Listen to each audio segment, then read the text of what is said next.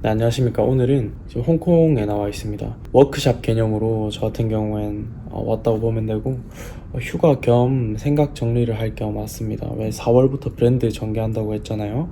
이제부터 할 기록들은 조금 다른 개념의 심도 깊은 차원의 기록들이 됐으면 하고, 제가 왜 첫 번째 영상에서 말씀드린 거 기억나십니까? 그 친누나랑 얘기하면서 브랜드를 하고 싶다, 이야기를 던지고 싶다. 그래서 오늘은 어떤 브랜드를 전개하고 싶은데에 관한 이야기를 조금 해보려고 해요.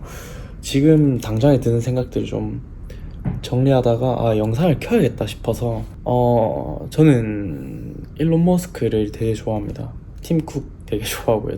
당연히 다들 좋아하시겠지만 그런 엄청난 비전을 갖고 선한 영향력을 끼치는 기업들을 보면서 저는 대중들에게 알리는 그런 사람이 되고 싶다라고 생각을 했던 사람입니다. 근데 왜 의료학을 전공했냐? 지금 말이 세긴 하는데 그냥 두서없이 하겠습니다. 왜 의료학을 전공했냐 하면 저는 사실 고등학교 2학년 때 심각한 원형 탈모를 겪었어요. 영상에도 보면 약간 조금씩 이렇게 남아있는데, 그렇게 원형 탈모를 겪고 막 머리 다 빠지고 막 모자만 쓰고 다니다 보니까 머리 다 빠졌는데 움츠러들고 막 편하게 입고 이러면 더 겁먹는 느낌? 그런 느낌이 강하다. 되게 도망친다는 느낌이 되게 강하게 들어서 더 꾸미고 모자 막 12개 사쁘고 그렇게 패션에 관심을 가지기 시작해서 나에게 위로를 줬던 이 패션이라는 걸로 대중들과 소통하고 싶다. 앞에 이야기와 합쳤을 때 비전 있는 브랜드, 좋은 이야기를 던지는 브랜드들의 마케터, 그런 사람이 되고 싶다, 이렇게 막연하게 생각을 했던 것 같아요. 그런 생각을 하고 있다 보니까 자꾸 이런 거 하는 거 아니겠습니까? 왜 앞서 말씀드렸던 그 팀 쿡이나 일론 머스크 이야기를 했잖아요. 그들 같은 경우에는 이제 스페이스X, 애플을 이용해서 선한 영향력을 끼치는, 오히려 지구를 위해, 우리 인류 문명을 위해 자기의 기업을 활용한다는 느낌이 강하게 들었어요. 저 같은 경우 R200이나 화성 갈 거잖아요. 근데 앞서 말씀드렸던, 저는 의료학 전공이기 때문에 이걸 패션으로 풀어나가고 싶어요.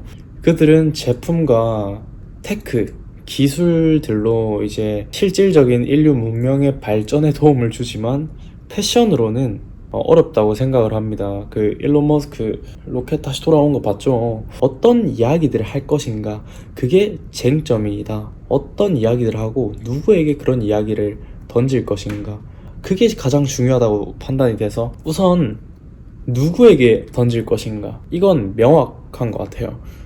제가 대학생이고, 저 23살인데 청년이고, 제가 할 수 있는 이야기가 학생이 할 수 있는 이야기가 아닌가? 내가 제일 잘 던질 수 있는 메시지들은 제 상황을, 혹은 내 친구들, 내 주변 사람들의 상황을 던지는 게 이게 내가 제일 잘할 수 있는 이야기겠구나 생각이 들었어요. 사실 저는 되게 비관적인 사람입니다. 그래서 문제들밖에 안 보여요. 문제나 부작용 이런 것들을 되게 유심히 변태처럼 지켜본 사람인데, 그런 것들이 나쁘다고 생각하진 않아요. 비판적으로 생각하고 공감을 불러일으킬 수 있는 디자인 그리고 제품들을 만들어 보고 싶습니다.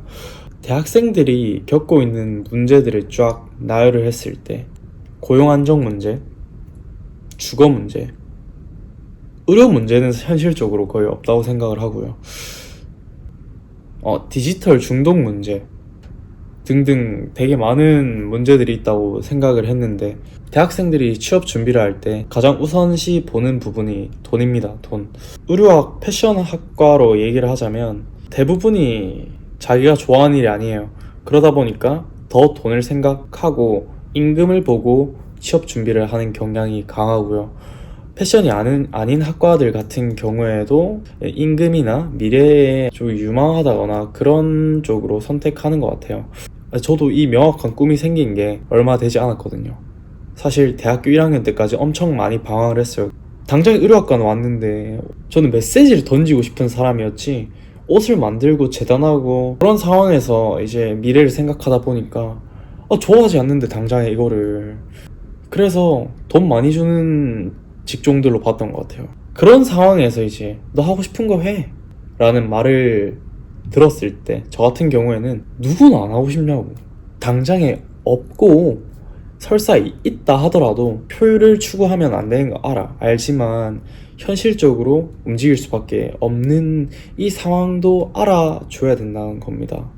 이 긍정적인 메시지만 던지기에는 사실 상황 자체가 그렇게 흘러가지 않을 때도 많고, 저는 오히려 이런 것들을 솔직하게 이야기하고 싶어요. 예를 들어서 예체능 같은 경우에는 음악이나 패션, 미술 이런 거는 현실적으로 생계 유지하기 힘들 수 있잖아요.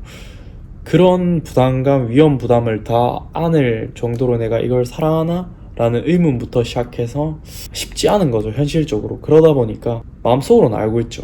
이렇게 살다가는 이제 평생 내가 좋아하는 일이 아니고 일의 노예가 되겠구나. 알아요, 아는데 없는 걸 어떻게 좋아하는 게. 그렇게 제가 겪었던 것들 정리를 하자면 그런 얘기를 해주고 싶어요. 직업 선택에 있어서 대학생들이 1순위를 꼽는 게 보수다 그러면 저는 이해해주고 싶어요. 그 마음 안다고. 오히려 이 제가 겪었던 반항심을 디자인화하고 싶어요.